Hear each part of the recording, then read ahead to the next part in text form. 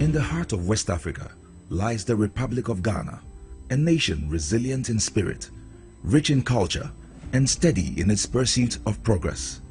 Today we celebrate a momentous occasion in our nation's history as we welcome the newly elected President, His Excellency John Dramani Mahama.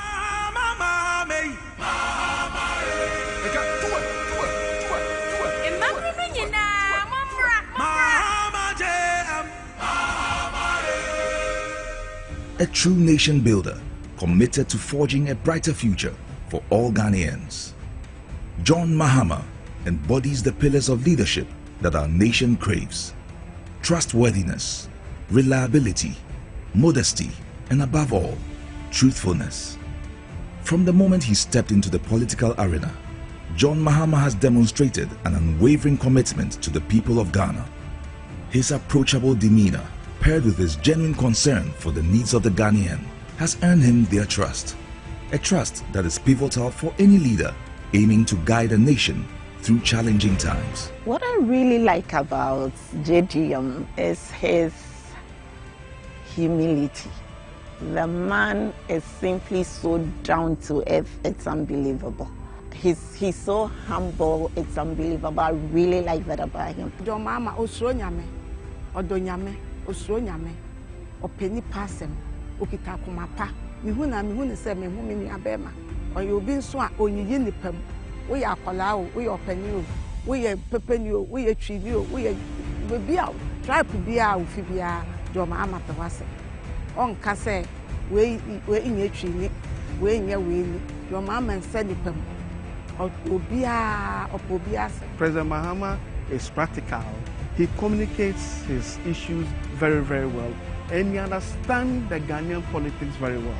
He understands the Ghanaian people very well. And that is what I like about him. The brand, John Dramani Mahama, is not just a name. It represents resilience, strength, progress, and empathy. I believe John Dramani Mahama is loved by many. His personality is so unmatched, and I've heard so much about how he has helped people in their difficult times, even when he wasn't yet a president. His love for God is so admirable, and his love for kids and the youth is so much amazing. And I'm not so surprised my kids get so much excited anytime he shows up on the screen. I admire his tolerance. In 2016, a lot of people attacked his person. No one got arrested, no one disappeared. He just allowed time to judge, and here we are. That's a good leader.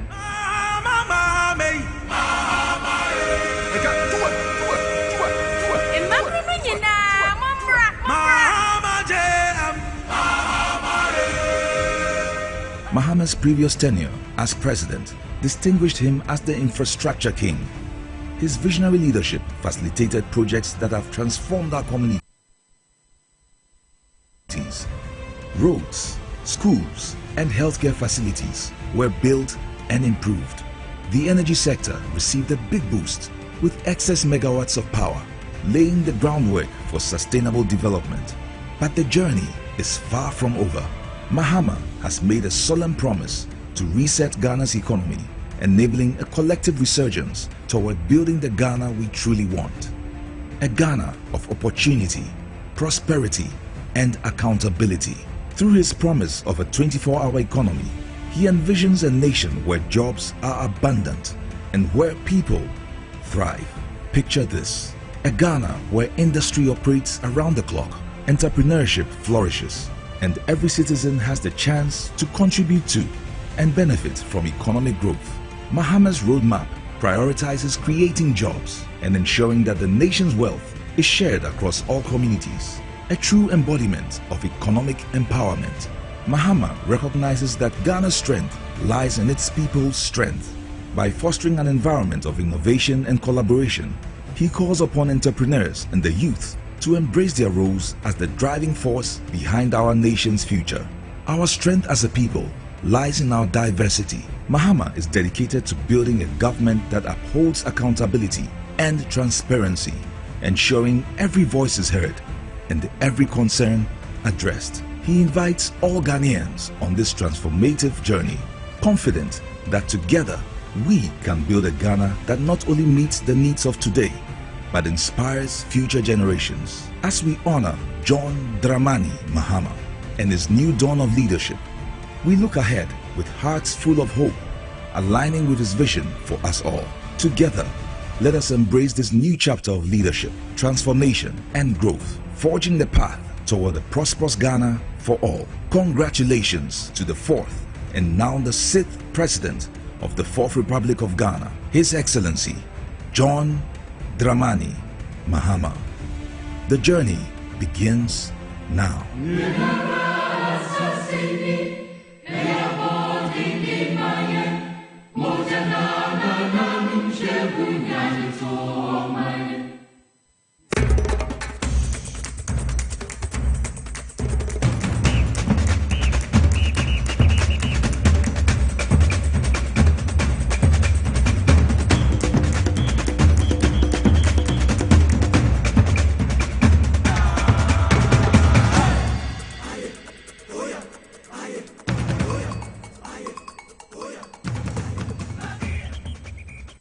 Live on TV as was and also on Power 97.9 FM and Wednesday, the 8th of January 2025 in the year of our Lord. Jumedia ya de ebre when you did the inside politics. Ya de ebre o juala kwesi fia de bia wa fidikesi so ya ne ya na affiliate stations ya etwa ewo Ghana aye matam awodo edunsia ni nyina mu. Ene eye edakese edema oman Ghana. Yakota Malia eye Kesmi 107.1 FM Bole in the Savannah region. His Excellency John Dramani Mahama, President of the Republic, Nikrum Bole in Kiligi FM Kremo Elho, Zabs FM Ukremo Ewo Zebila Sansuna Boko Air Source 100.1 FM. Yinanimo Pusiga FIN Ewo Wimpan Sampa Wande FM WFM Ewo Wa Yakobuno Regional 90.9 FM on Soko and Soma FM on Krankwanta. For regional capital, Nananum 92.5 FM from Ukremo or Goso, and Adunu FM Sukremo Ewo Sankori. From Mantama Crew Global 105.1 FM. Yako Atoye Mantamo, a year Western region. Ahinkru Kessie, a year Takradia, a sharp 106.9 FM. Izama Elembele, West End 100.3 FM. Uti region, you are sitting 9.7 FM. O Kiti, Krachi, KFM, or Pasa, and Abuem FM, so Ewo Jessica. Matama would do in o one so information centers. I would do a quick Fear God Information Center, Ewo, a year Titigu, Sanso, and a Kisiman, BBC Information Center, Chrome, Accra, Newtown, Wisdom Information Center, so Ekremo, Ewo, ya, and some of Dunino, on with me at TB, Ewo, ya call Londoner, a GFM radio and a Fire Life Radio, Sanso, in United States of America, Apo 68 FM, or Virginia, almost so Ekremo, Ewo. On your multi-TV Digibox, Radio SYZ, 93.1, sounds so www.mysyzonline.com. Abefoso, Yedin Seminina Ego, Facebook Live, Power 979, TV SYZ Ghana, sounds on YouTube. SYZ broadcasting. Mede Mugabe Maase betimi afemi atan kolega biga the capacity man in society and sama yede ebrewo eneyi krata efi eye abankesi mu Jubilee House ediaba ya opanyina ne sasha se Dr.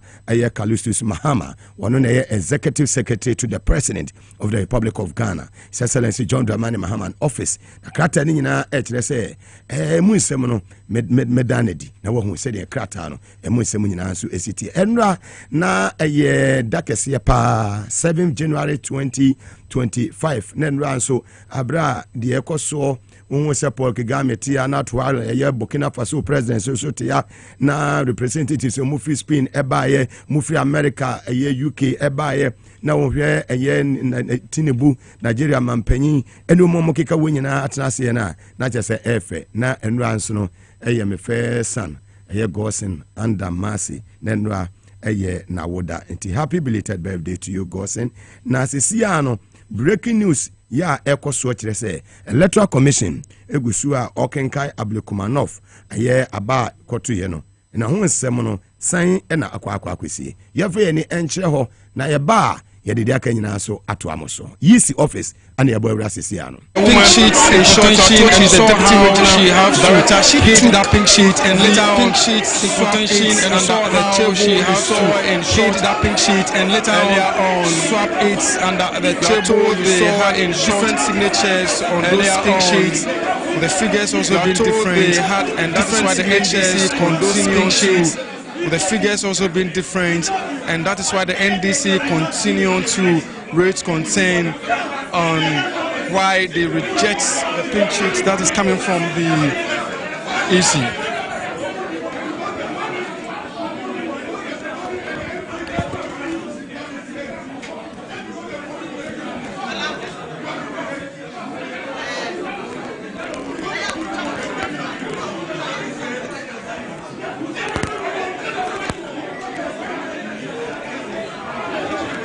ne kasa aka nyina atete say electoral commission panifo ekopie mo ho no omu de yisi eye nkrata no pink sheet a enye pink sheet papa de asese ne so mu pie to mo se die mo na NDC fo na che wo mo se nya de so mo bepene ne apene ochina enwiam a no mu pese mu wiam edema MPP candidate ne so no NDC panifo na wo no ma wi ata so se ensida the yisi phone be ye bia ensida na je say ne ekoso ewo abilikuma north eno no yada so wo ha yigina wo breaking news ene ye de ebro maka kire say stations ne edoso mo pe ba bia wo benya authentic news ba bia ehun say nsam ne de to watankolega biga Mugabe Maase the capacity man mo gina mo no oboma na che say Ghana nyina ye din a ye TV SYZ and power 97.9 FM ye ne na full stations e twahia ewo Ghana nyina krono no ma ba the CI 127 no minister Jane Mesa ne nkrofo no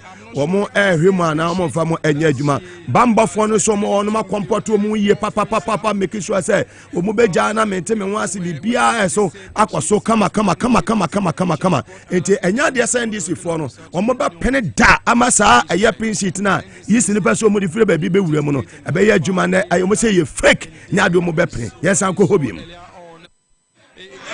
Many have said it should have been very easy for the EC to allow the NDC organizer to show to the cameras what his concerns were, which he says that the signatures on the pink sheets were different and the figures were also different. So if there was nothing to hide, it should have been very easy for the EC to allow the NDC organizer to allow the cameras capture it, but what happened earlier on, many have described as unfortunate, and that is something that we are yet to verify why exactly the woman in pink, you are told, is a deputy regional EC Greater Accra EC director, why she did what she did. So far the collation has come to a halt again.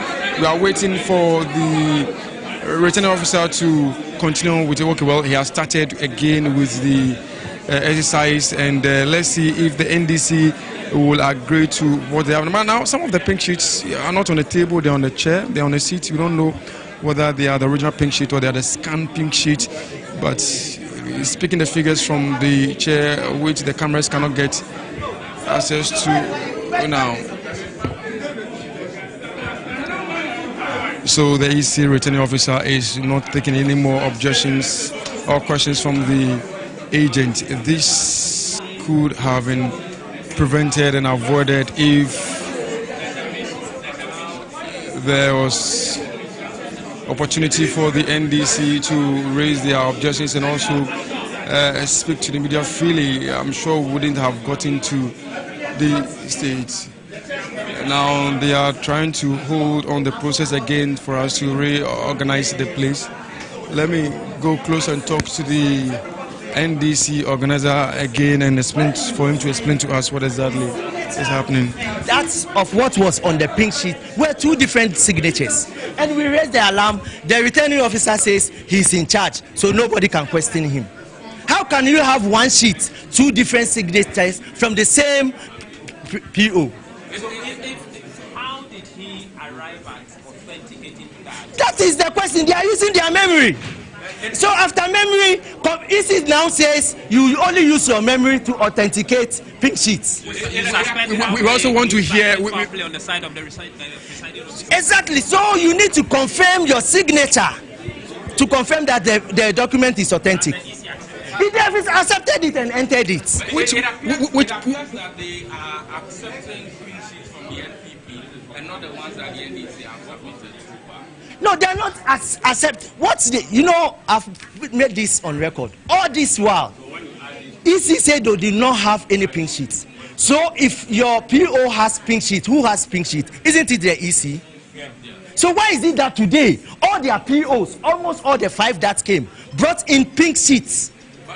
So why has EC all this while saying they don't have pink sheets? One thing that we observe is that your agents appear to have given them something which is a photocopied version of pink sheets. That's a scan. That's a scan. Brought in their scan document. So today we also brought in our scan document, and even their POs that come, they are not able to. And so that's what I'm saying. I feel like the ones that have been confirmed are the ones that the NPP are the ones the NPP brought. Is that the case? You said the signature is his, but the writings on the pink sheet are not his. Did the EC also accept that? Oh, they accepted it. How many have you done so far? So I think they've done about. This is the 5th person. This is the 5th person. Yes. So two more to go. So you see, now they are using the police. Whatever we do, they use the police and they took us. You saw the police took me out of the room. That is what they are doing. So the police are taking over.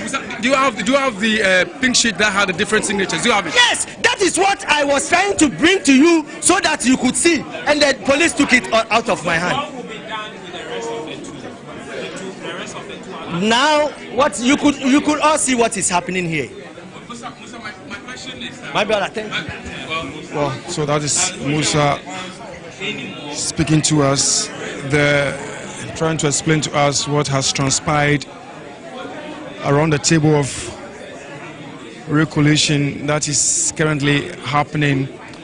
We are told so far they've done about 5 of the outstanding polling stations, and it's left with 2 more to go. But even the 5 that has been done now, the NDC are raising objections, saying that the EC is not accepting their scanned copies of the pink sheets, and that they are only accepting that of the NDC and the POs that have showed up today. But initially, according to the NDC and also from the returning officer himself, we spoke to some few weeks ago. He explained to us that the EC does not have a single pink sheet to continue with the recollation exercise. So on 3 occasions, he spoke to the cameras and said he cannot continue with the recollation exercise because the EC doesn't have pink sheets, NDC doesn't have pink sheets, NPP also doesn't have pink sheets.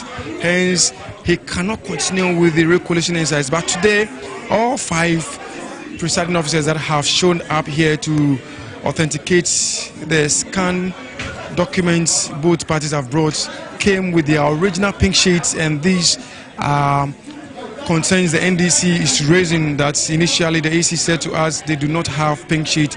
So how come the POs that have shown up today are all coming with original pink sheets?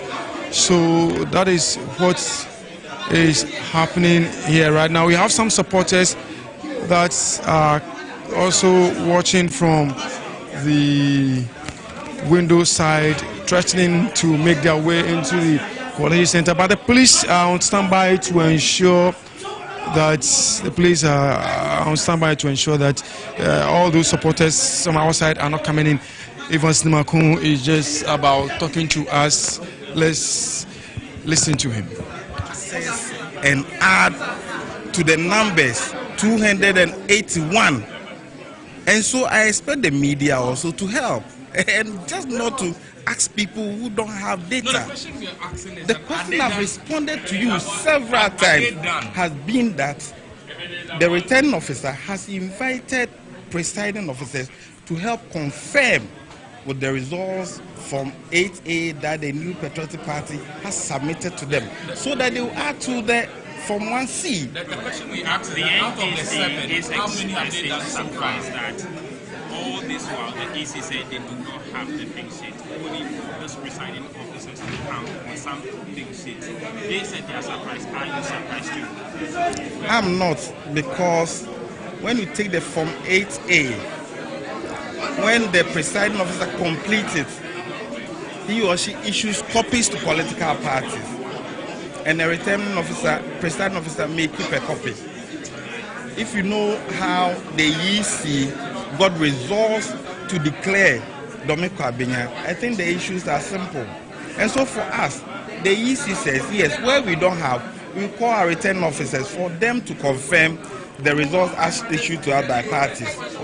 Presiding officers. I was thinking that you would be interested because then they should take this on by hand for the EC, the constituency and the national, not to get in touch of their presiding officers to get the pink sheets they are bringing out today, delaying all of us our time, including you, the NPP. The EC, please, I mean, you should understand the electoral rules. The EC declared the presidential results without some result from 9 constituencies.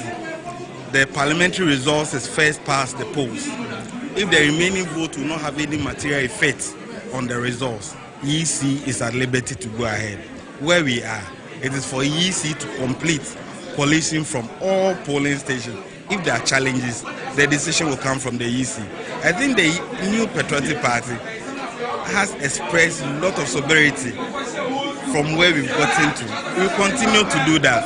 But I want the media to question the NDC and question the security as to why they allow people to destroy electoral materials. My pleasure. Now the Akoso EC office. No, na yedin nyina live feed no de ebrewo no. Enche ye be free one afei ye de ani akyensen foforo no. Se ne de be kwa kwesi bia no.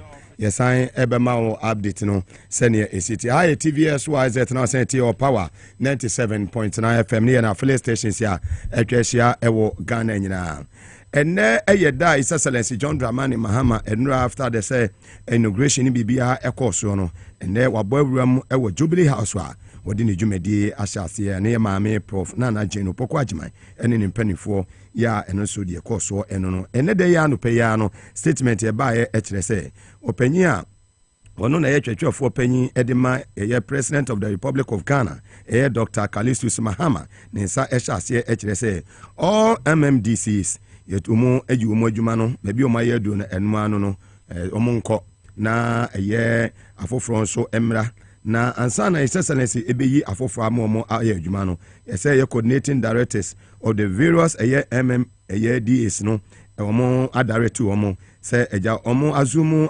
responsibility as acting chief executives until say omo be make substantive appointment or sa areas ni nyina na che say Dr. Collation Mahama kura PhD nyeni patua secretary to the president ono ne sama ono so de abkrata ode aba bonten eno no ya krata no ya copy the vice president of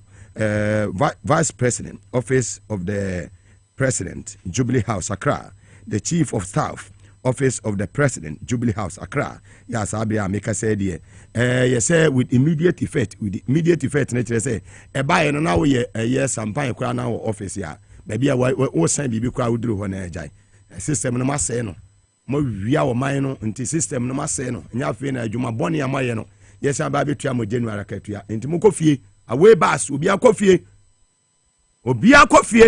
metra office wo emma excuse bia so obi akofie Dr. Collation, the capacity as a secretary to the president, capacity secretary to the president. So be a coffee finish. Yeah, and rather not as a winning as I see a catcher war na and a blaster square and the nature say a whole FKK. Na the question moon na and some na and yasam ketua.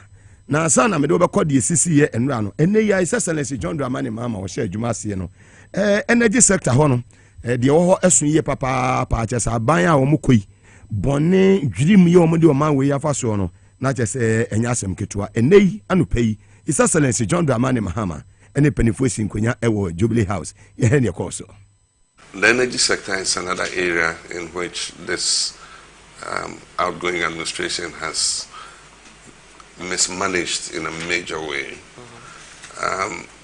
They've kept the lights on at the expense of accruing a very huge debt. That debt is being audited, and so far we're looking at $2.5 billion. The energy sector needs urgent surgery. Urgent surgery. Otherwise, it can collapse everything. And so when the Minister of Finance says the economy is turning around, you have a $2.5 billion debt. Your bailout is only $3 billion. And so $2.5 billion debt sitting and breathing, you know, and you say the economy is turning around, that alone can crash everything that has been done. And so they want to create a more upbeat, you know, story about their economic management before they leave office. But like I said, we're going to open the books when we come and let Ghanaians know what the true situation is. Because if Ghanaians understand what the true situation is, then they will understand some of the measures we have to take to bring things back to normal. Yeah. And so we would expect, you know, if we can cooperate with you. I know you can do the job. His Excellency John Dramani Mahama, and you have started very well.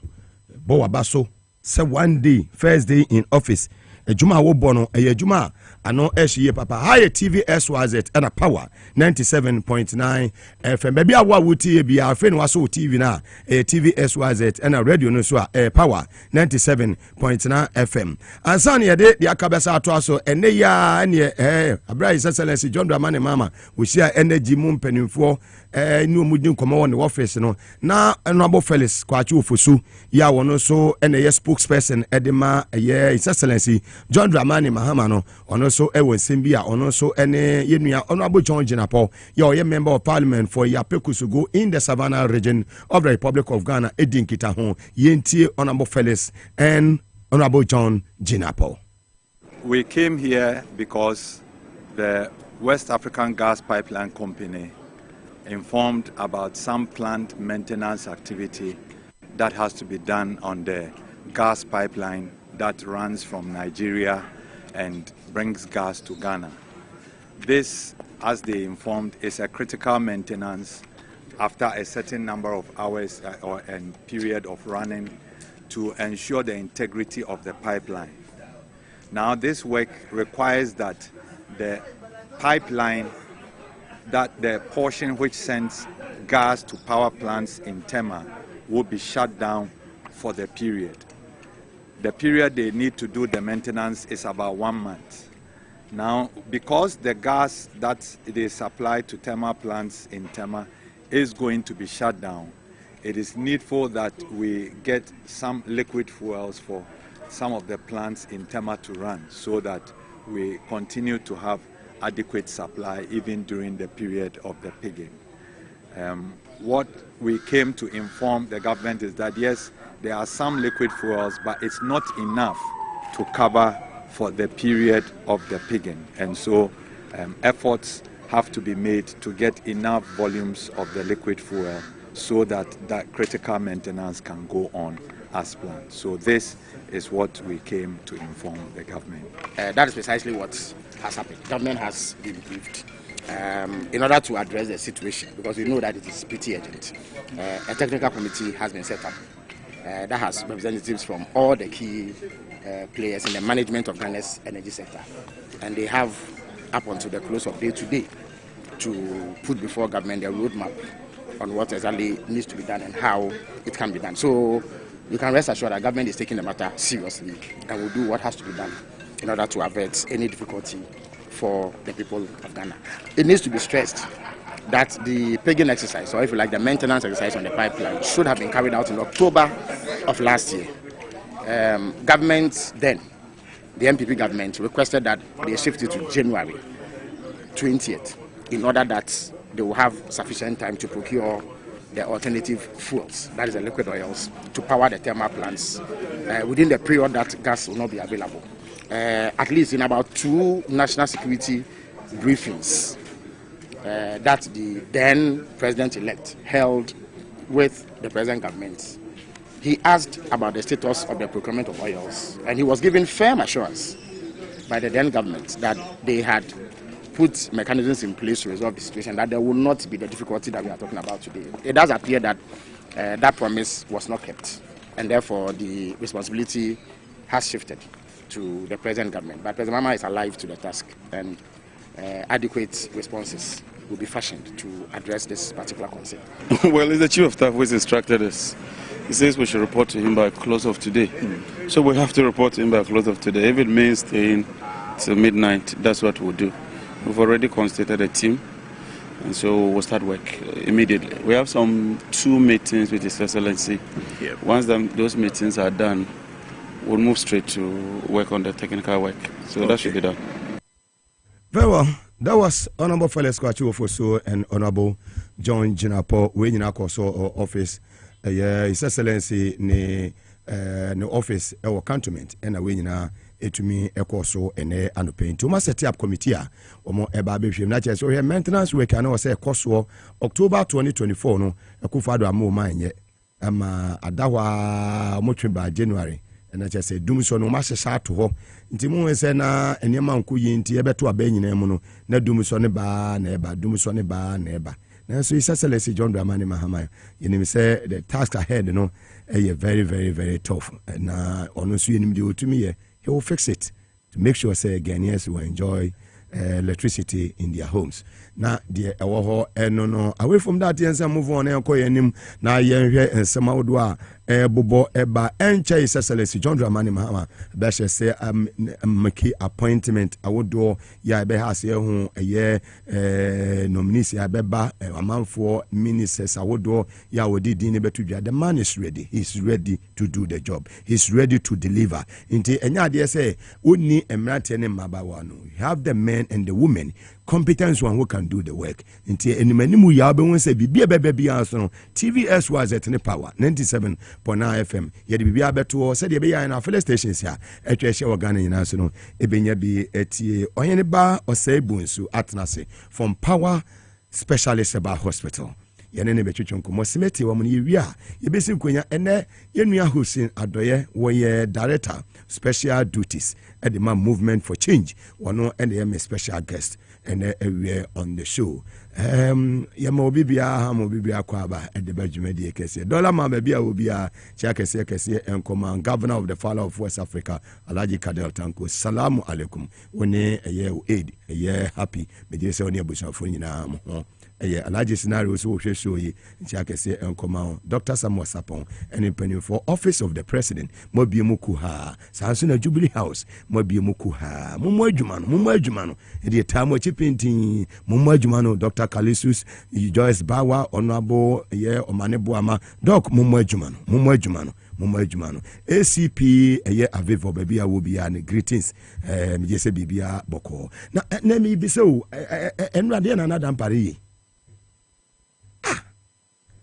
IGP we pan wache won office o o se man bon garage da enim gwase e be ni se kwanu akwa anya se dia ba nwanza kwa chikele wole ewo na dia na what is happening to the man ceremonial dress e de kojina traffic mo sa wo direct traffic wa oman no bambo postifo enyina adwuma de omodie no ya obekọ ganso a make sure say bibia de na kwam no wugina kwam direct traffic o attention too much don't party performance and unnecessary attention too much. Stop that when Burkina Faso president ejina ha ya wa president from Rwanda Paul Kagame ewa ha ya wa Tinubu jina ha ya panifo ni nyina kwa ganso make sure say ubema security na ho no ya wo sa IGP abedu ha no wugina baabi e na wo direct traffic. What a shame it will be supposed to join ujini nyina ye dan paro pese post adwuma no ujini nyina ye traffic and so amount for direct traffic no and so akwaje ya ka ho haba nipa be na yawo hwe dia kwaso tema habo yes MBP for kwaya ade na aya plantain wo kwaya na dia say NDC for mrate na ekoye dan pare wadwuma no na chiwo mo unim hu bia chiwo mo dan pare me say unim hu bia chiwo mo NDC national organizer, youth organizer, and Suma Obia Awatamaport. Arrest them. That is your job. Arrest them. We are too much. We are in power. Yet we are in power. We are not in opposition, and we will not allow it. Period. Finish. We are Jumano. And yet traffic record director of Mahama. I maintain you. And ya nuntia. Say what you be ye. Ye joining in amount kwana ye. A magical will ask me no check. Post for junior officers see a director drive because he met and also met ye. Move on in amano swat. Your first one of him call. Baby, I wanted ya. Yeah, for be and Yagro BMO. Yana power ni cry. The Akoko suicide intimidation post for Naman for easy office now. More support as soon as possible. We are in charge, we are in power. You catch them. We are not in opposition. Men this front now. Am I using in your Kululu, sir? Am I Kulusu? I am Ablikumanov. No, Esine Sichana. No baga biga. Power to the people. Mufisi Mahama Jomama Feliana. Why you ready sawo di appointment ya? You ready sawo baba yejuma. Why you ready lobby sawo pa appointment ya? You the man why you ready sawo baba several Ghanaians. That arrogant style of living, you know. Why you ready say wo be serve afa to chen. Yes. Isasale sinani abre. I was see a Boajo Mahama no deliver. I was see a Boajo Mahama no succeed. A Jumana done and Monoson. Look at the energy sector. Papa Oda better than what Timiada. My member Heneba Osebo Swakwaba from Power Specialist about Hospital. Asanoma Wakamu, a hope scene. Adoya Midi Mugabe Maase Atankolega Biga, the fearless man. Nobody. Abanyeme Mwakwaba. Yeah. I'm official. I feel covered here. Yana Wama area. Mirase. Abusia Yamwakwaba Power Tambre Ason Power Specialist Herbal Hospital. Yadin Jeffrey Asero Tapenya Oda Hospital no Doctor. Akosia Edu Aya Hod Mobi Bia Bia Ojebre na utie Power Time. We share Power Time. There be as well can you say. Said the Encrofo di Power Ho dance here. TV so radio so internet trim Yahodo no. One super can a dance for Nubi. Power Specialist Herbal Hospital. The Rafael last of here Kumasi one crime. And na ye walk takra. The Kumasi will fe yase. Yeni Jasper Flint Station di Enshenimu. Wa a putoja contrast of kindness so. Lake Road and a Accra or Kwabenya ACP Kwanzane Block Factory no. Edi Enshenimu na fe takra dia wa Anaja Estate. Customs Road and a single washing bay no. Edi Enshenimu. Number said dear Menayemi and Sa. Famubia or fra branch na a bell no near my direction about. No ababa jewa yaresa numbers in here 0555 797878 0200 383831 and a 0244 544422 Monday to Saturdays and the Sunday pe and the even holidays. Ye juma or your branches in Yinemu, baby will be any idea be a show swatcher, ya dear be audian antiabre, ya dear be about hooker abreno, Fabra Power Specialist Herbal Hospital. Kumase and Kranasa Takrade, dear may yes from Crono, oba yen ya bre with the pedrianum, yen fiti precopema will be a drew, there be a make say, yen treaty just symptom, ye tackle the cause of symptom, ya diana situa and samebium, obiscas and itian ya, a yanima pee. Better biti ayania, malaria better motia ya, typhoid better motia ya, hepatitis B and SSC better motia ya, so moja sotia, would teach me ya, so BP across the door, better motia ya, sabi constipation, I am timumpo, a better motia ya, Tizoka so tia, Obia was sent money tiania, into me kisho say, Wutina yano, a dear and a diaba. You bet 2 years no say.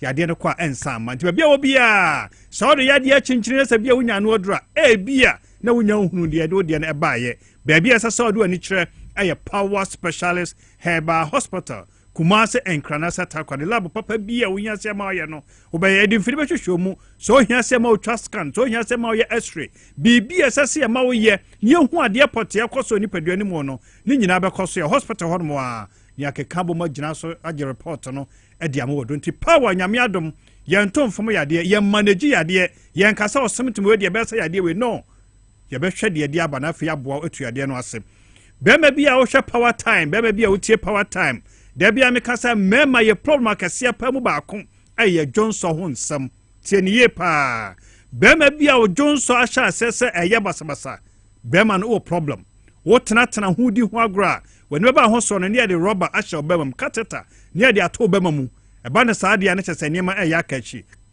ne je se oti eye ate wo Johnson ketenkete kwa keto bi na aba bema bi chima ansa na Johnson aba Johnson de una ma ho kwan sa Johnson mra no say ye de na Johnson mai wo Johnson wi awten kasa Johnson bi akam obi Johnson wi ne moja edi akire obo akra Johnson eba ni nyina eye moja na wa yase ayire se tan eyo ye de kopio sisi achi mesro society so ho asam na meka no be ma bia wo ho bia wo hu saade no e betimi ayo society that is a inflammation of the bladder o Johnson twa no e bia problem abam e bia there your prostate ebia ye ureter na so urethra obi de ye kidney na de sa hon abre no obi de ye untreated infections enti sa symptom ba kwa maka no efa Johnson ho nsam no eniema bebrebe timi de aba obabe make sure say ye be your scan e video be show me be your lab ni ahwade pote pa de ode no e ba certain say sa Johnson ho nsam we no obi de ye prostate obi so de ye ne bladder cystitis obi de ye ne kidney enti be hwese e beboa ni atuade no ase ede ama yade ba kwa say e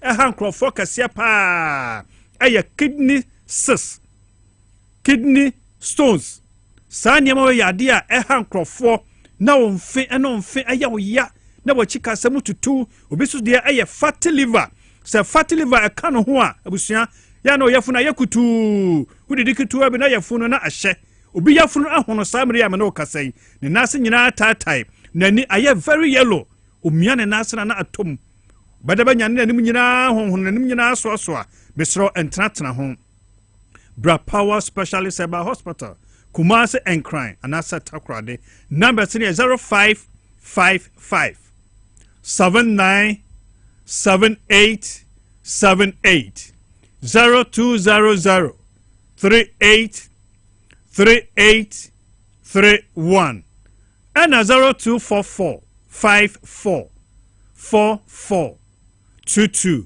ya now chest ha nyina yo ya de kopie wachi utanya heartburns wudi dia na aduane jejabo indigestion ya na osare nyina titiriti ya na wachi kasa mututu ya de kakra bi na wabre bre bi afili se heat bi oni padua ne mu ya na onfe nyina aya ya hepatitis B ekunkrofo power specialist about hospital and hospital bakopa nyakopa dom wama ya hepatitis B ho adura yetimi sayade we etu ase ebi ni ba bia award ahodo ayaje no edoso Ghana any amanoni UK US yakoya ko Dubai koje award ni nyina mo no power specialist about hospital yetumira ni akirisie award ahodo ayaje no edoso Ghana ha ba bia ni ho Africa ba bia ni ho mo beka to se o hepatitis B aduro just a power specialist about hospital ye wo ho adansidie ba power be mo adansidie bebre TV so radio so internet me yahodo no benya wo de se America say gogo ewo aye internet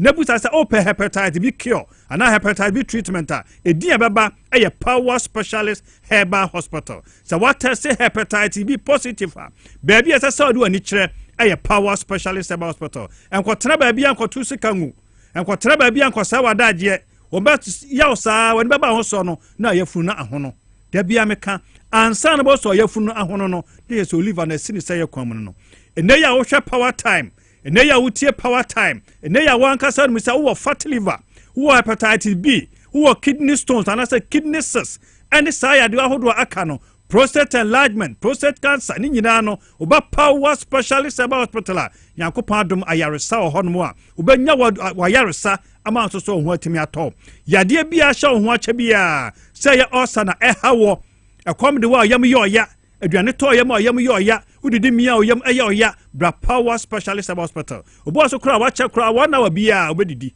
wana wa bia na ju 2 o'clock kra na say ni pano start sorry na odidi bra power specialist about hospital ebia de na typhoid ade ba ko se nkrofo bebre treat typhoid as malaria certainly signs and symptoms no eya meka say ya de kro typhoid betom otia powder den malaria betom otia pile typhoid betom onum ayo onwono malaria with the same symptom typhoid betom ahonam nyina yo hojo wo ya na obo afonom aduane to onum asa wonyimra ni nyina mu no malaria so the same enti nkrofo no malaria duro ebro mo typhoid bra power specialist hospital Kumase and crime and I said takrade yamwo and saw yade ama yade na se entu kompo na show minimum tieniye yamfa se kan enkan power yamfa se kan enkan nipa yebemu odura kompo ni nyina benane afri minimum ho ama anso so ani atumi age watumi abotai watumi ayukom oba na se bema ama ho sesi atumi akonkan fibroid yamfa se kan enka nyankopad mama doctor akoso adua ya manura yade sa yade wodum nyina etu ase bra power specialist hospital yade bia sha wo so ache bia wo de ba nyankopad dum ayaresa ho no e de maw sabi pampa bo ne o wanuma mu kankan eniem e de ba no edoso wo ya diabetic na hwe so entutini ya betum de sa ha no abro obi de woni tiri obi de woni hwinum sinusitis obi de woni minimu tonsillitis obi de woni se enam no mu ana sa problem no ewo obi de woni yam so bia wo severe liver problem ana wo cancer ahodo obi a etima pampam bo ne eba wonum yade bia wo ho a yentimi anka ho asam obi de ye tipaye so bi tipaye ba je so de ne call hospital ye bol obi nkrofonsio ansa no tipaye na timi akọ mesi yade bia sha so ache bia no Fabra Power Specialist Herbal Hospital. Nyanko pardon ya de nura hodo bi so be dwa so a e bodjuma papa. Jirika jiri ni dini ene na honam se eye memadro bema bia wa yemre wo mpamo no bra Power Specialist Herbal Hospital. Yenya wo lab, yenya wo scan, ehwe de yekoso ni pedue no mu. Yemma wadu papa e betimi aboaw ama so ho etimi ato. Ene wo Herbaton ye no eye immune system booster. Wiase nyina ajatum food and dashboard so ajatum akwapem ampon ebra ye pe nuro dia sa covid-19 yade no wo mo recommend Herbaton say eboa na eye adwuma ebo eye nipadua no ho ban ba bia wo bia ye wo Kumase and crime na fe eye takwade Kumase wo fe yase ye ni Jasper Flint station di enhwene mo aputuoja kontena se kwan no so Lake Road ana ye wo Accra wo kwabenya ACP kwan so ye ni block factory di enhwene mo takrade ye wo Anaje Estate Customs Road and single washing bay no edi enhwen mu freyen 0555 797878 0200 383831 and 0244 544422 yado asese bre bia ojebre na ohwe power time nyame yadoma dasane sabre yanso yade apomde hon sam no ebebro Yabada Dr. Ohineba Osebo nso ase ewo apomudemu nkoma wode abre ne sabre yadane ne asa de ne ache electoral commission office ne akofa ne ekoso ewo Ablekuma North rasebedwa akwanya no se ne ekoso akenkaya ekoso ne nyina no meteme ho ase bia sa atiesi ho a MPP fo na adwa na ne nyina mu no ebekwa akwesi awieye ye de ne kire wo ye ba ye ne o sinadoye ebesi nkonya na ya digest issues ni nyina yanko EC office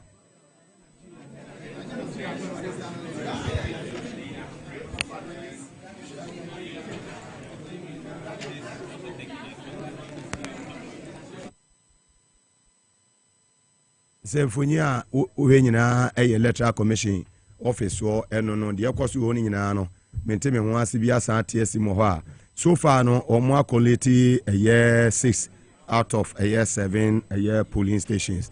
I just say aka 1 na omo awie na kire say MPP for pink sheet bi omo di bebudo mu ho no. I just say pink sheet nyina no a different signatures na e wo so. Nya de say NDC fuyi. Ewrabna obene ne mrate ne maba wai. Omo beji atum ne agi atum ochina na de ekoso e wo ho eno no. Nti NDC for no ye ni abre ye ni wo power o ye ni abre ya wiata so. Say ade anya wo de ade nyade ayede ebema wo na wa wo he ye kwoswe ya Ablekuma North omo deserve better oso omo atoaba e de ama obi a ya boni din ade declare ne winner na wanya yesi fun na wada so ne nan say koye Collation ni ekeka ho a na che say enye asempa didi ekwoso ni nyina no eye ne ekwoso yenkwen yenkoti de ekwoso talks with the returning officer to see the way forward, whether they'll be able to declare this results today, or they have to suspend the process, I think for the 5th time, if I'm not lying. I think for the very 5th time, it appears this is going to be suspended again.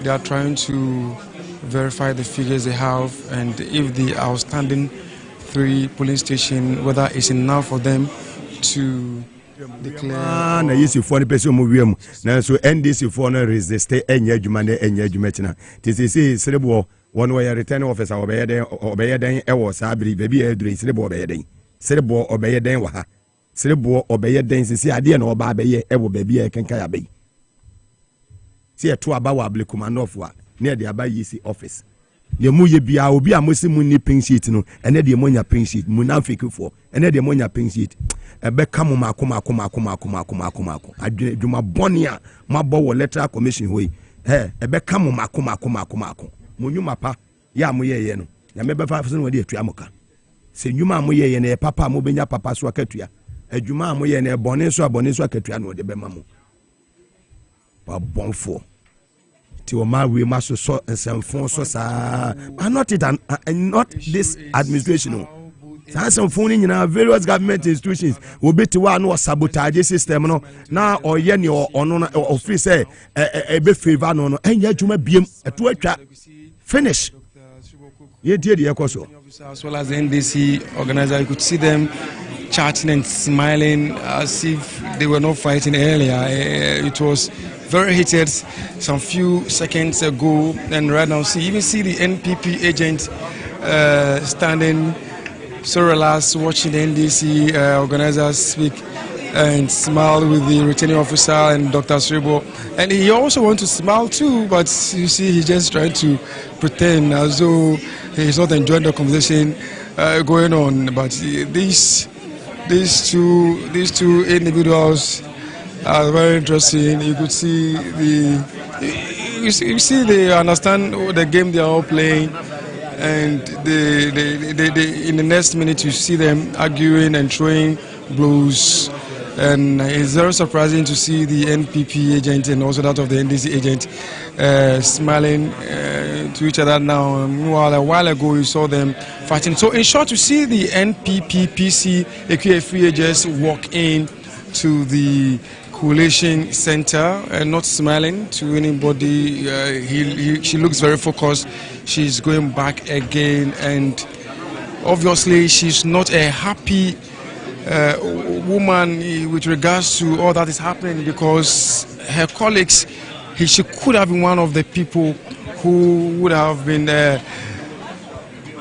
inducted into office yesterday, but unfortunately, because this has not ended, she still doesn't know her fate, whether she's going to be confirmed the winner or otherwise. Obviously, I also saw Irabna Oben yesterday at the Independence Square, though looking happy. You could see deep down in her heart she wished this coalition has ended, and either she was also declared a winner so that she can join the other MPs to celebrate. But these two candidates, or these two individuals, continue to remain candidates for their two parties, the NDC and the MPP.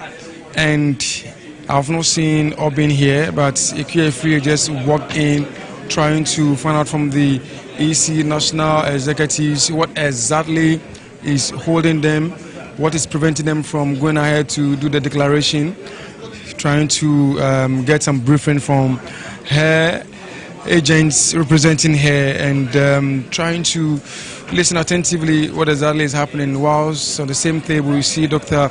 Sribo also talking to the NDC Director of Election, and you see how cheerful they all look around the table. But it appears that this thing is going to be suspended again for the 5th time, because so far the figures that are standing now, we are told, is so much that they cannot call the election for any of the candidates. So let's see the NDC and the MPP agents trying to walk. Okay, they've just moved out of the building smiling together, but earlier on you saw them throwing blows at each other. But now the police did a great job by trying to ensure some orderliness here. So as to speak, the people that were some few minutes ago fighting are now back trying to make peace with each other. Very interesting environment we found ourselves in here. 1 minute you see these same people fighting, other minute you see them smiling and chatting among themselves and shaking hands and hugging each other. It means that those watching us from outside should be rest assured that this is just politics, and with politics we don't fight, we only argue. After arguments you come back together and work for the good of the entire nation. I'm sure even Irabna Obin and then that of Ikria Efie are very good friends, but they all are looking for opportunity to serve Mother Ghana, and you can see how authentic Ikria Efie is focused on the PC, trying to understand what has transpired in her absence. It is one country, one Ghana, so the politicians you see heckling and fighting and shouting and throwing blows at each other, it's not real. It's not real. They are just doing this to ensure that they capture the power that they want to serve Mother Ghana. It's just in the interest of the entire country that they do that, but nothing bad attached to it. The process is still on hold, trying to see the way forward. So earlier you heard us speak to the Greater Accra Regional Director of the AC, speaking to us earlier, telling us that she was just trying to protect the pink sheet. Let's listen to the NDC now trying to speak to us. So the first polling station is C161105B. The total voter population in that polling station is 411. The second polling station that the PO also came and said cannot confirm what is on the pink sheet, on the scanned pink sheet, is C161204. That polling station also has a total voter population of 188. The third polling station that the PO said it cannot confirm is C161205A. The total voter population of that polling station is 403. So the total of these three polling stations sum up to 1,002. We in the NDC claim we won the elections with over 300 votes. The MPP illegally with their pink sheets, with their scanned pink sheets, also says they are winning with 411. So with this, we have never said we have won the election with 411. The media, you were here. The media, you were here when they are parliamentary candidates. 414. It's 414. We never mentioned 411. So thank you. He said the MPP parliamentary candidates said they won with 415. So 414. So with the outstanding 1,002, there is no way you can make a declaration.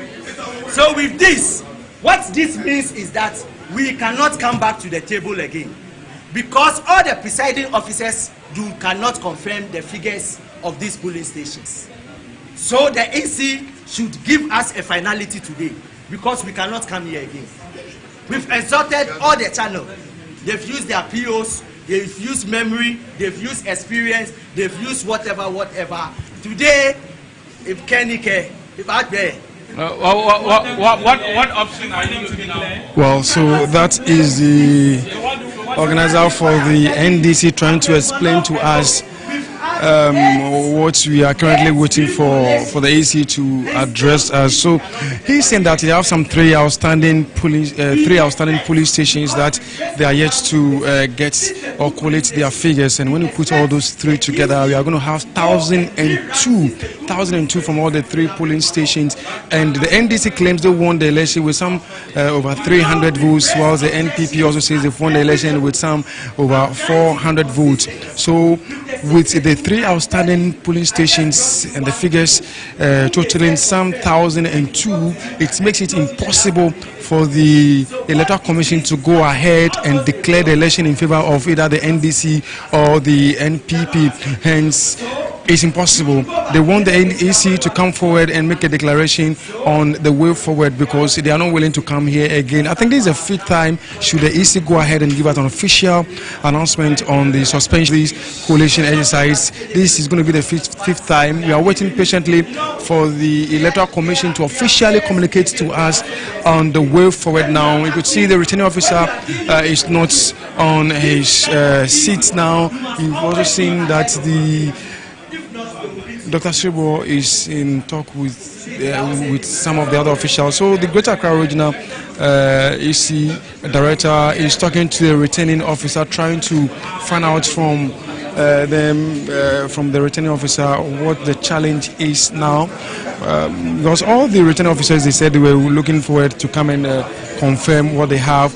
They've all showed up and they've tried to verify. It's only one person who says that he's unable to confirm the pink sheet brought before him.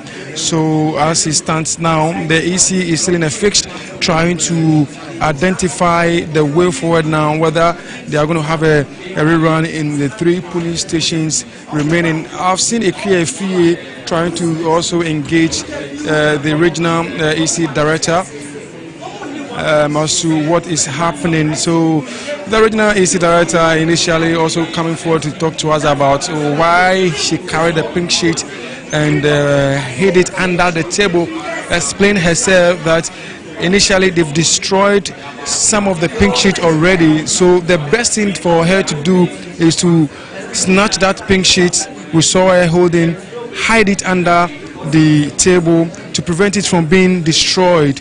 So it's not a case that she was trying to swap or hid it from anybody, but she did that only to protect the pink sheets from being destroyed again, because some other pink sheets have already been destroyed, and that brought so much challenge to the Electoral Commission. So she wants to set the record straight, because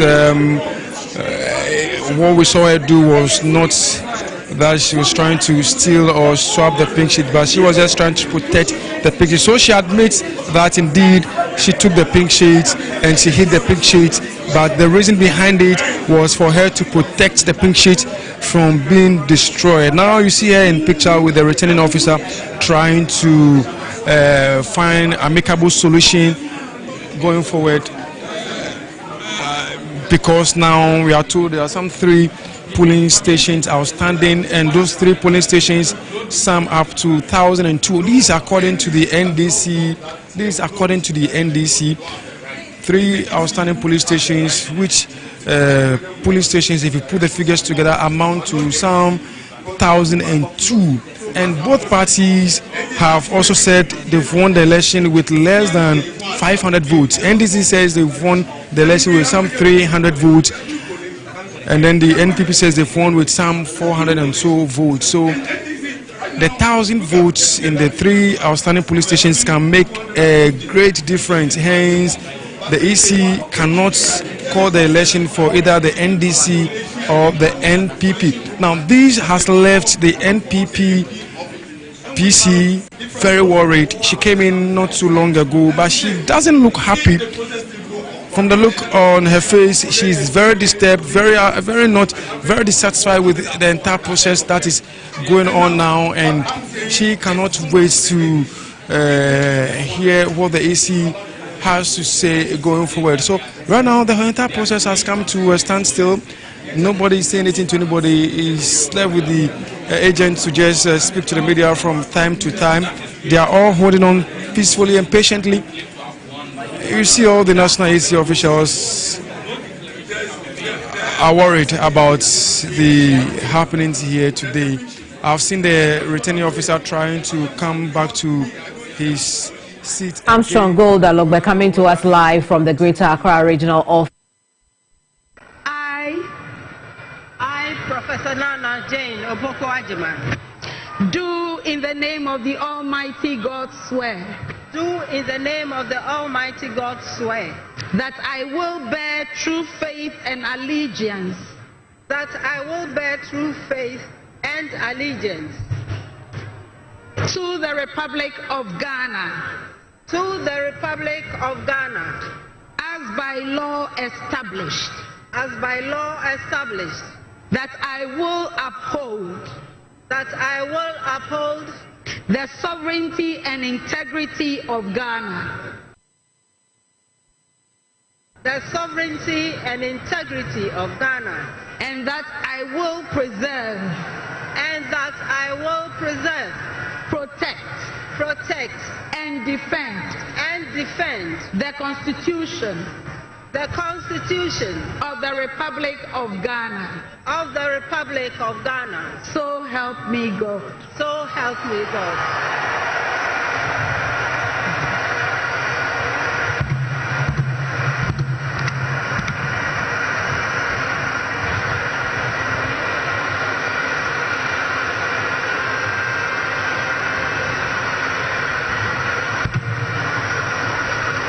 Your Excellency, now the oath of the Vice President. I, Professor Nana Jane Opoku Ajiman, having been elected to the office of Vice President of the Republic of Ghana, do in the name of the Almighty God swear. Do in the name of the Almighty God swear that I will be faithful. That I will be faithful and true to the Republic of Ghana. To the Republic of Ghana. That I will at all times preserve, protect and defend the Constitution of the Republic of Ghana. The Constitution of the Republic of Ghana. And I dedicate myself to the service and well-being of the people of the Republic of Ghana. And to do right to all manner of persons. I further solemnly swear that should I at any time break this oath of office, I shall submit myself to the laws of the Republic of Ghana, and suffer the penalty for it. So help me God. Congratulations, Madam Vice President. Thank you. Lift your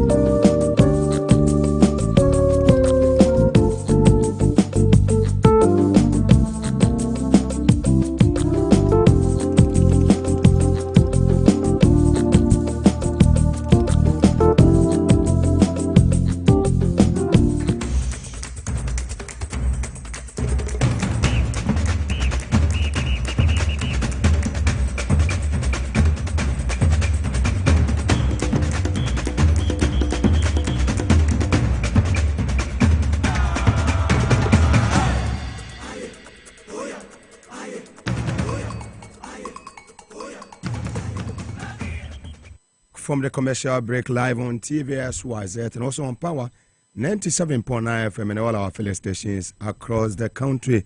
This is your number one political talk show in Ghana, Inside Politics. My name is Mugabe Maase, Atan Kolega Biga, the capacity man.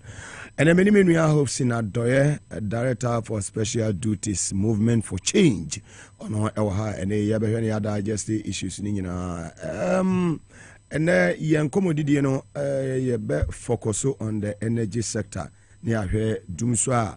Nanado any Bawumia Ede Eja Omai Ghana any Shaya or His Excellency John Dramani Mahama and meeting or any stakeholders ya umunim de ewo eye energy mono omo ekona so ye command briefing ni nyina no ye de kan abo amwati me pese utie kakra bi on eye John Gina podie no na afei mema Hussein Adoye akwaba na channel se Hussein so nase eda form ni yere Mame Edda Former Yame Admo on the 18th of a year this month and ye bepen collaborate. You know, when she say, you know, the won't be an etri, you didn't have a matter for any NT for hopes in more than a brother. Ya just if you are Danny Dana, Yanana 2024 elections, you cook Masi, Yanana, Yawaha, Yanana, be a better and Safrini be a oba.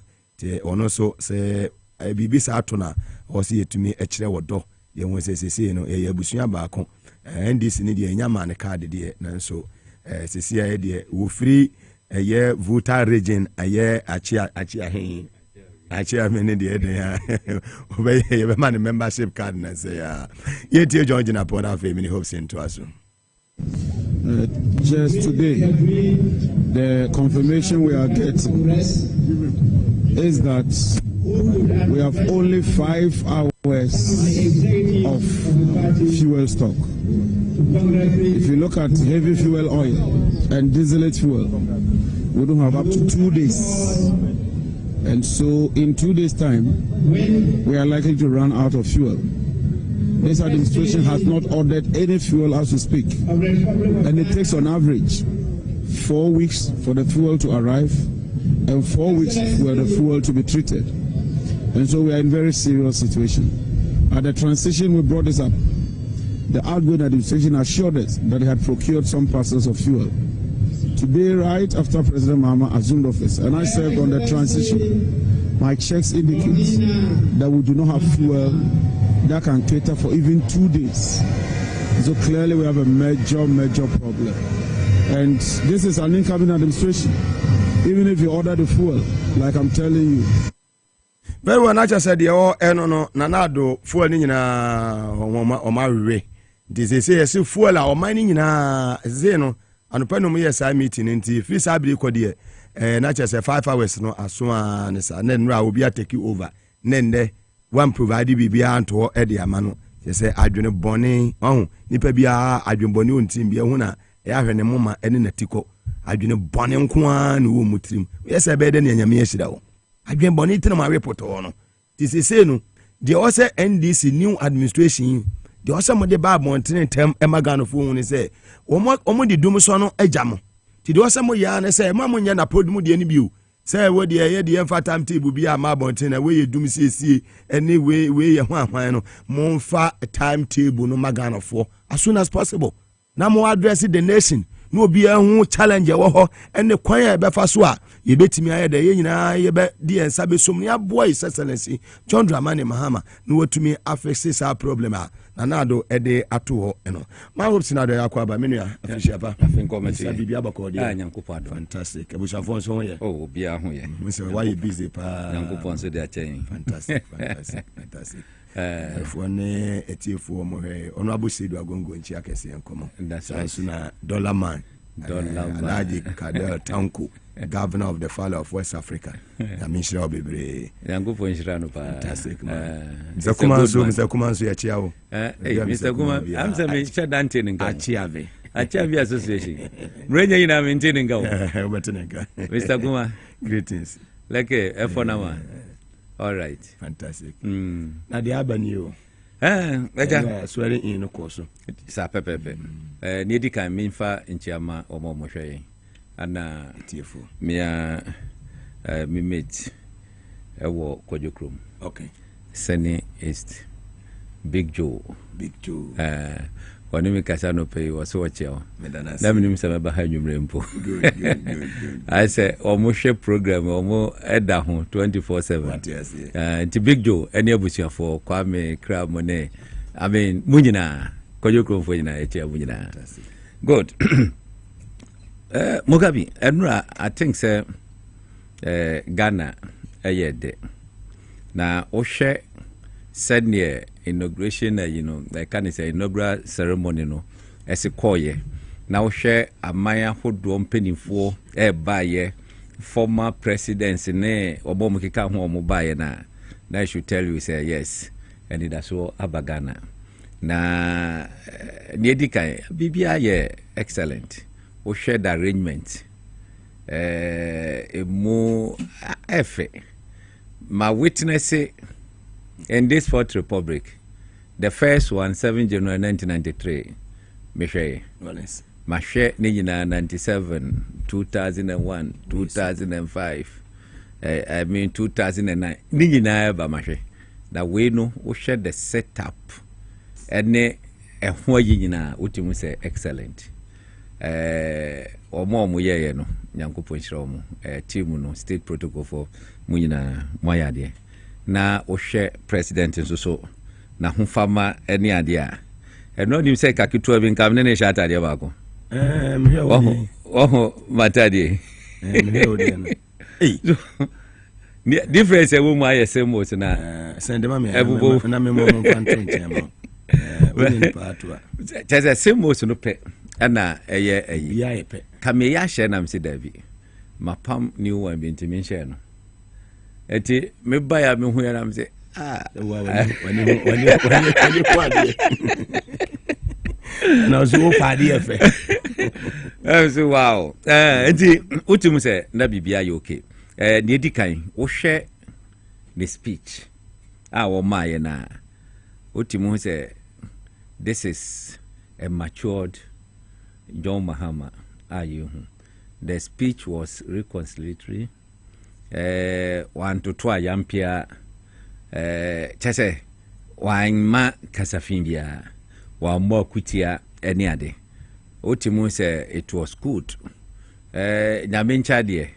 Plagiarism bianso so amam ene ne kaika ho se ne opeso ye na niso ade hunu ne ne wode to so nyina no yade a ekọ kama na nkrofobia de akinye bi mesi Ghana chese ya omo pa chese ya dane nkrasifo to that extent na ene we are say president ben na senkita paper ede kenga ya de biom everywhere you go teleprompter ene ye use Ovisa one TSS teleprompter SEC hono enti expose I don't know today any depending on a bit news so